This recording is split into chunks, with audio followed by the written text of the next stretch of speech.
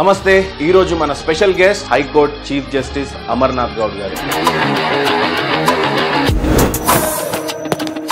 ఈయన గురించి చెప్పాలి అని అంటే 92,000 కేసులకి జడ్జిమెంట్లు ఇచ్చారు ఆయన. ఈ రోజు త్రిపురలో చూసినట్లయితే కోర్టుకి లాక్ వేసిన పరిస్థితి. అక్కడ ఉన్నటువంటి అన్ని పెండింగ్ కేసులను పూర్తి చేసి భారతదేశంలోనే త్రిపురని నంబర్ 1 స్థానంలో ఉంచారు ఆయన. అతనే అమర్నాథ్ గౌడ్ గారు. Let us welcome him.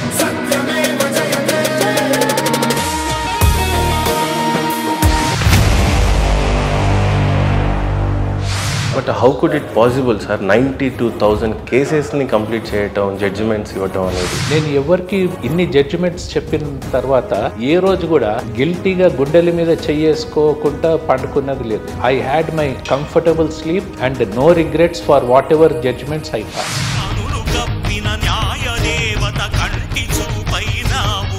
I think lunch motion petitions కూడా లంచ్ చేయకుండానే కొట్టేస్తారేమో మీరు. కంటిన్యూ చేద్దామంటే వాళ్ళు మోమాటానిక అభిమానానిక తెలియదు. సరే సార్ అని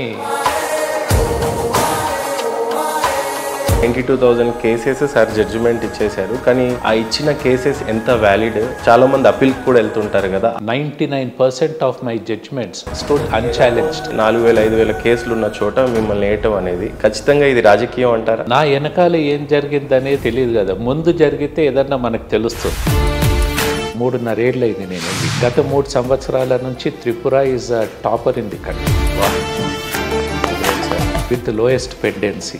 99% of my judgments are unchallenged. భారతదేశం మొత్తంలో చీఫ్ జస్టిస్ గారు, ప్రెసిడెంట్ గారు, ప్రధానమంత్రి గారు ఎవరి పవర్స్ ఎక్కువ అని బిలీవ్ చేస్తారు సార్? వీళ్ళు గొప్ప, వాళ్ళు తక్కువ అనేది కాదు. అండ్ మన సిస్టమ్ ఎట్లా డిజైన్ చేస్తుంది అంటే each department though we call independent, each department is depending on someone else. High court judges ఎవరైనా పద్మశ్రీకి నామినేట్ అవ్వటం, అవార్డ్స్ పొందటం లాంటివి చూసారా? తెలీదండి. కోర్టుకి కేసెస్ లేకుండా లాక్ వేస్తున్నప్పుడు why can't you nominate for a Padmasri?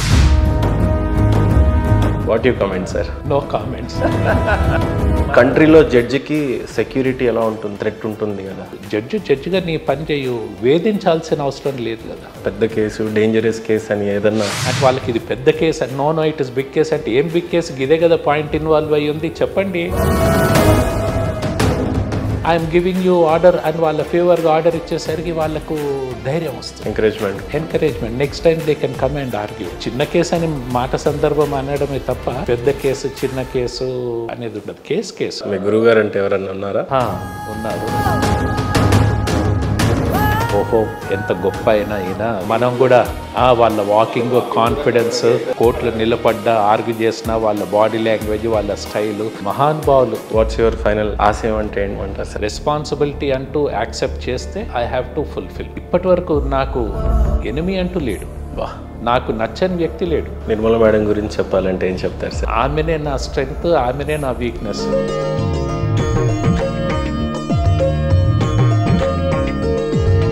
Love మ్యారేజా, అరేంజ్ మ్యారేజా సార్? Arranged marriage. ఒకటేసారి చూసి ఎస్ సార్.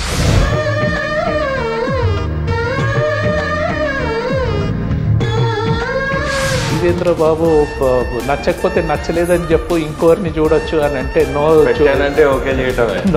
అంతే అంటారు కదా, మడి మీద తిప్పేదే లేదు అని. Coming from a philanthropist family, my grand father donated cremation ground behind Hotel Marriott adjacent to Courtyard. ఇది కోర్ట్యార్డ్ దగ్గర ఉన్న that land was grandfather da? Yes, and Mahatma Gandhi statue in Secunderabad MG Road at Paradise.